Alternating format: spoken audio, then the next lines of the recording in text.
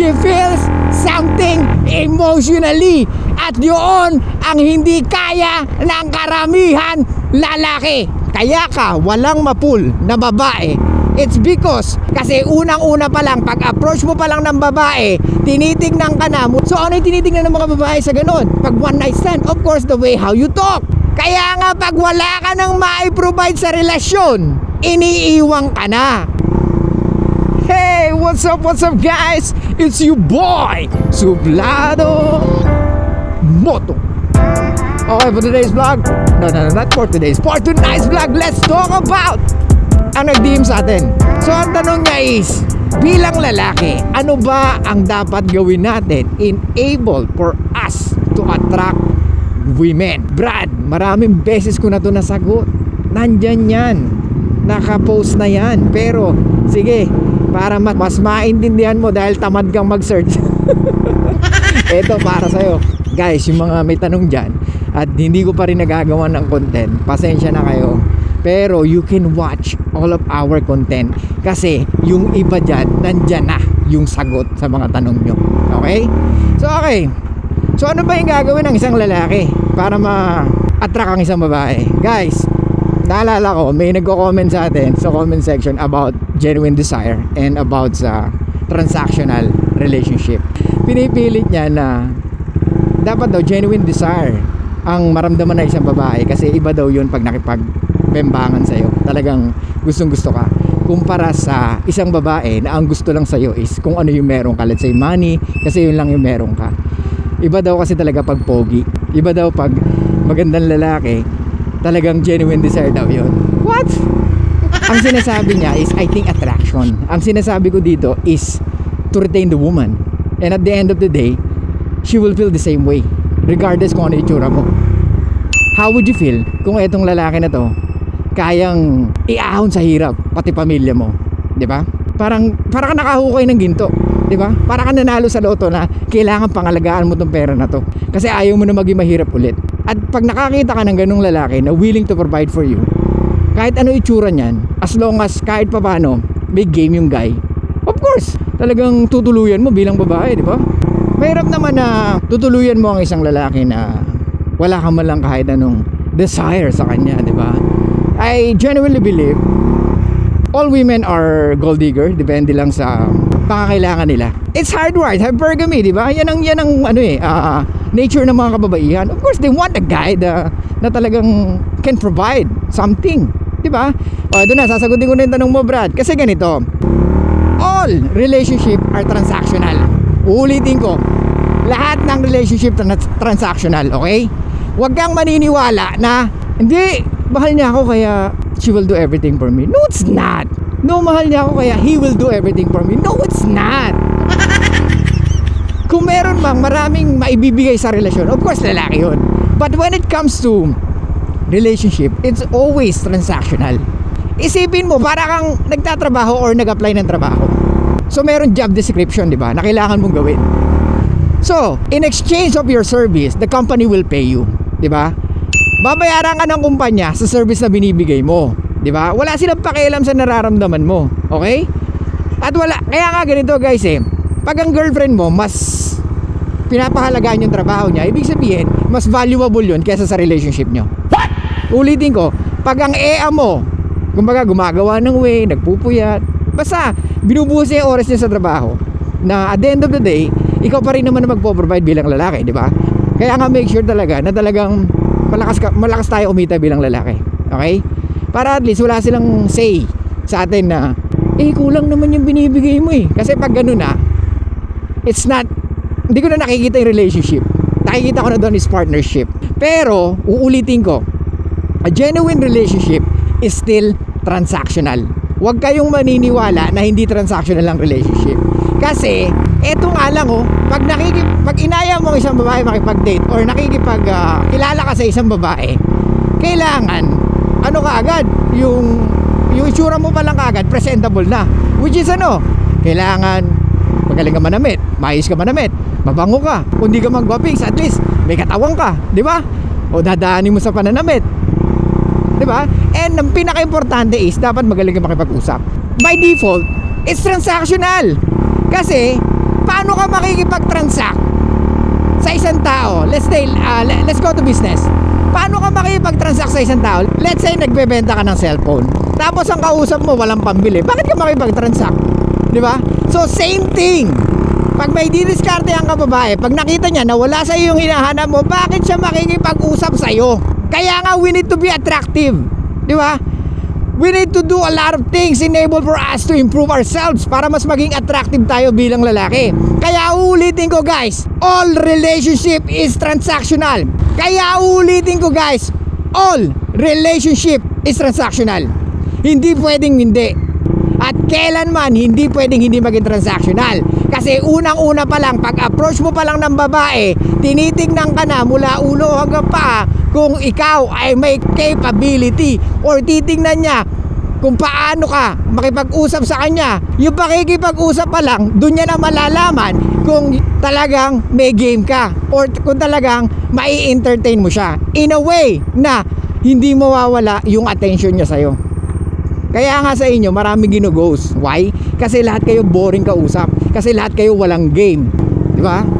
Lahat kayo needy.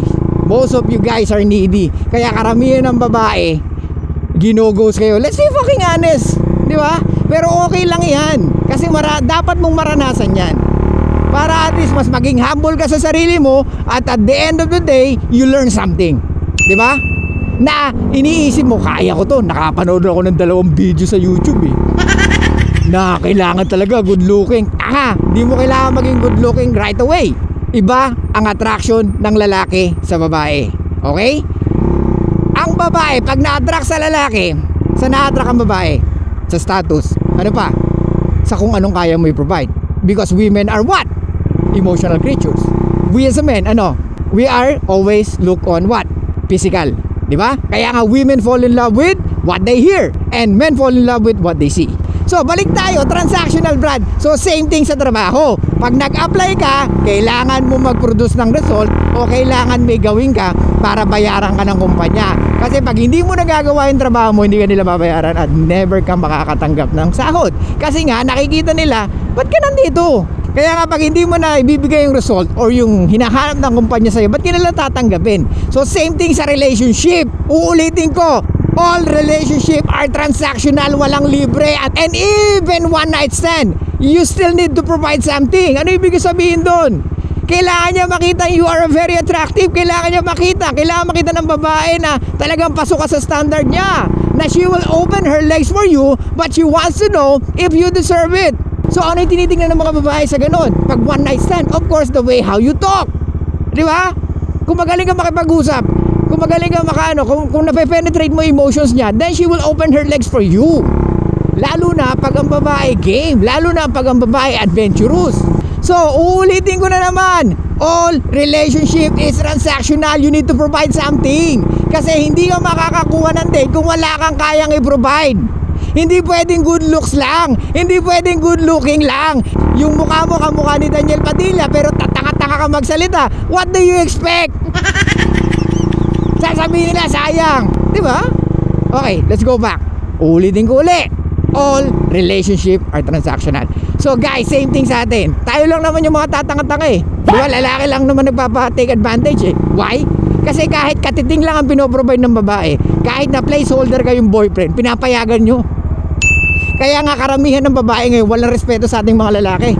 Because tayo? Para tayong tanga. Hinahabol-habol natin sila kahit ilang beses ka nang binasted. Kaya nga eto guys, I know it's not easy to fool women. I know, been there, done that. Kaya nga eto nga sinasabi ko na sa inyo, kailangan mong gawin yung mga opposite. Kasi nga ginagawa mo na is paulit-ulit, wala ngang result. Diba? Ano sabi ni Albert Einstein? Doing the same things all over again and expecting different result is insanity. Albert Einstein ba yun? Ewan ko. Anyway, so yun nga Brad, ulitin ko na naman, all relationships are transactional. Kasi pag hindi ka talaga nakapag-provide ng kahit hindi pasok doon, pag wala ka na i-provide sa mga criteria na hinahanap ng mga kababaihan, paano sila sasama sa'yo? Nagigits mo? Ano yun, naaawa sa'yo? Alas tropa yung tingin niya sa'yo. Kahit wala kang ma-provide, kahit mabaho hininga mo, sasama yan. Kasi Pero actually, hindi nga rin eh. Baka bigla ang sama, pwede yun. O sige, tara, sabay na ako sa'yo. Para ano, di ba? Pero eto, sa gabi, ba't sumasabay ang babae? Sabay na ako sa'yo, nakakatakot kasi dumaan dyan. So, it means that you can still provide something. Ano yun? Security or yung safety. She feels safe pag may kasama siyang lalaki tapos maglalakad sa madilim, di ba? Oh, hindi mo nililigawan yun, but you provide something. Kaya nga ulitin ko, guys, all relationship is transactional. Okay?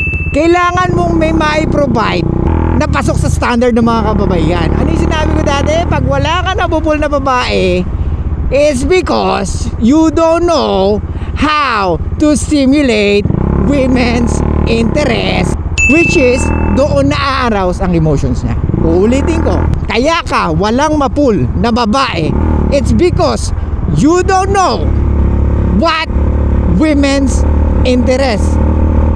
Since hindi mo alam kung ano ang interest ng mga babae, how can you arouse women's emotion? Gets? Kaya nga pag wala ka nang mai-provide sa relasyon, iniiwang ka na. Nag-i-initiate na sila ng breakup, na nag-i-start sa cool off, na nag-i-start sa cold treatment. Di ba? Ngayon, kung magka-message pa lang kayo na sinasabi nyo nasa talking stage kayo, tas bigla kang ginos, it's because hindi niya nakikita na may potential ka. Or hindi niya nakikita na pwedeng mag-level up kung anong meron sa inyo. Gets mo? Eto Brad, uulitin ko na naman hanggang sa tumatak sa utak nyo. All relationship is transactional. Gets? Walang babaeng makikipagrelasyon sa'yo kung hindi ka marunong makipag-transact at kung wala kang itatransact. Gets? Huwag kang maniwala sa mga lalaki na sinasabi, anong gusto mo, relasyon? Transactional? Tanga! Lahat ng relationship, transactional! Tandaan nyo guys, huwag kayong magbabase agad sa mga napapanood nyo kung hindi naman kayo sigurado. Kaya nga yung mga sinasabi ko rito, try nyo rin subukan. Kasi kung hindi nyo susubukan, paano nyo rin malalaman? Hindi pwedeng, ay oo, may point siya. Ay oo, it makes sense. So paano mo papatunayan na may sense yung sinasabi ko kung hindi mo susubukan, di ba? So dapat mo subukan, dapat mo gawin, Brad. Hindi pwede na aasa-asa ka lang sa, bahala na, tignan natin kung mag-work. Hindi, kailangan may plano ka, kailangan may plan ka. Di ba? So ano nga yung concern ni Ropa? Paano ma-attract ang mga kababaihan? Brad, yun nga, dapat you have something na lamang ka sa karamihang lalaki or lamang ka sa mga nanliligaw sa kanya. Na alam mo sa sarili mo, this is the things that I can provide when it comes to dating, when it comes to relationship. But I don't want to jump in a relationship right away unless I know the woman. Di ba? Unless kilala ko na siya, unless mapatunayan kong worth it siya. Guys, ito baka para hindi tayo malito. Tingnan nyo lagi kung ano yung tingnan nyo yung lagi sarili nyo after 5 years. What kind of relationship I have with this woman? Ganun lang, di ba? Pero syempre, lahat tayo nag-i-improve. Hindi tayo pwede ma-stuck sa isang situation or sa isang pag-uugali na alam nating it don't give us any benefits at all. Yung mga pagpapaparty mo, walang problema dyan. You can experience that. Pero I just want you to know, ngayon pa lang, you are wasting your time. Kung linggo-linggo or every weekend nagpa-party ka, you are wasting your time, tapos gagawin mo doon lumaklak ng lumaklak, damahin yung alak, tapos wala ka napupul na babae. Karamihan sa inyo guys, pupunta sa bar, ang nangyayari, kaya kayo nakakakilala ng babae is by accident, di ba? Hindi nyo talaga kinilala. Hindi kayo pumunta doon para kumilala. Gets? Tandaan nyo, pag pumunta ka sa party, pag pumunta ka sa bar, lahat yun naghahanap. Kaya imposible na ma-reject ka right away. Kung ma-reject ka man, hindi ka talaga marunong makipag-usap. Or maybe hindi talaga nila nakikita sa'yo yung hinahanap nila. Karamihan ng babae ngayon mataas ang standards, especially when it comes to looks, when it comes sa forma, when it comes to talk. Kailangan may laman ka, Brad. Hindi pwedeng puro pogi. Kailangan may laman ng utak mo, may laman ng bulsa mo. And at the same time, dapat may laman ng muscle mo. Di ba? Kaya nga sabi ko sa inyo, tatlo yung dapat nating i-improve. Muscle, money, ano pa, game. MMG, Brad. Kaya nga, Brad, uulitin ko, nakikipag-transa ka sa babae para makuha mo yung gusto mo sa isang babae. Either intimacy or sex yan. Di ba? Or yung relationship na gusto mo sa isang babae. Kasi let's be honest, of course, we complement each other, men and women eh. But at the end of the day, kung meron man kayang mag-isa ng matagal, tayo yung mga lalaki. Kaya nga kung mapapansin mo, mas maraming beggar na lalaki kumpara sa babae because women always or need to find a guy na talagang they can be with, di ba? Actually, they can have a relationship kahit hindi sila ganun ka-sexually attracted sa lalaki. Because anong usually hinahanap ng babae? Safety, security, di ba? Because at the end of the day, gusto nila ng lalaki na magpo-provide at magpo-protect sa kanila. Di ba? Kaya nga huwag kayong maniniwala sa strong independent woman. At the end of the day, babalik at babalikan, uuwi yan sa bahay nila malungkot. Karamihan ng strong independent woman sa umaga. Pagdating ng gabi, breakdown yan, Brad. Iyak yan. Lalo na manonood ng mga Korean, lalo na makikita niya yung mga kaibigan niya, may boyfriend, tapos Valentine's Day, yan yung mga babae na bibilan niya yung sarili niya ng flowers para lang masabi may nagbigay. Oh my God. No, I'm just kidding. Guys, tayo ang nagbibigay ng relasyon, hindi sila. Kaya nga uulitin ko, lahat ng relasyon ay transactional, okay? Hindi pwede rin na jojowain mo ang isang babae na walang kayang i-provide sa'yo.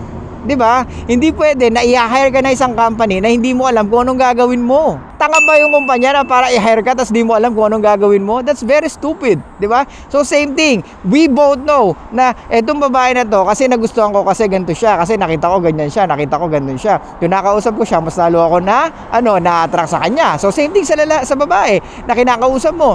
I like this guy. Nung una ayoko talaga sa kanya pero eventually nagugustuhan ko na siya. Diba? But when it comes to look, I know hindi siya gano'ng kagwapuhan, pero but the way he talk, the way how he moves his body, yung pag nakikita ko yung braso niya, pag nakikita ko yung panga niya, nagugustuhan ko siya. Oh, di ba? So, it's transactional. Meron siya nagugustuhan sa'yo because meron siya nakikita sa'yo na pwede niya magustuhan. Or meron ka na po-provide na nagugustuhan niya. Gets nyo? Kaya nga, kung hindi ka kagwapuhan, okay lang yan. Ako nagsasabi sa inyo, Brad, I've seen so many guys na hindi kagwapuhan pero ang girlfriend, umaatikabo, umuusok. How much more kung may tsura ka pa? Marami rin ako nakita may tsurang lalaki pero walang game. Believe me, bro. Believe me. So, ulitin ko na naman. Pang ilan na to? I think more than 10 na. All relationship is transactional. Ngayon, kung tingin nyo hindi transactional ang relationship, please comment below. Like I said, same thing with your job. Nagtatrabaho ka sa kumpanya at nakukuha mo yung bayad nila sa'yo. May service ka na ginagawa para sa company at babayaran ka nila. So, it's transactional. I-hire ka namin, ito gagawin mo, we need your service, then babayaran ka namin. So, same thing sa relationship or same thing sa babae, di ba? Kung magaling kang mga track, madali ka makakuha ng mga EA or madali ka makakuha ng date, di ba? Or madali mong makonvince na she can open her legs for you safely. Safe na safe! Kasi nga, she feels something emotionally at yun ang hindi kaya ng karamihan lalaki. Kaya nga, kung meron kang dapat i-improve, yun ay kung paano makipag-usap sa babae. Yun ay kung paano kumonek sa emotions ng babae. Ano karamihan reklamo nila? Wala tayong emotional intelligence. Kailangan mong paghirapan bawat move mo. You need to earn it. So at least you can also reject women na pag umarte siya, bye. Kasi dapat hindi ka takot na mawalan ng EA dahil alam mo sa sarili mo na hindi ka lang gwapo, marunong kang makipag-usap, marunong kang gumawa ng pera at lalo na alam mo kung paano sila kausapin when it comes to emotions.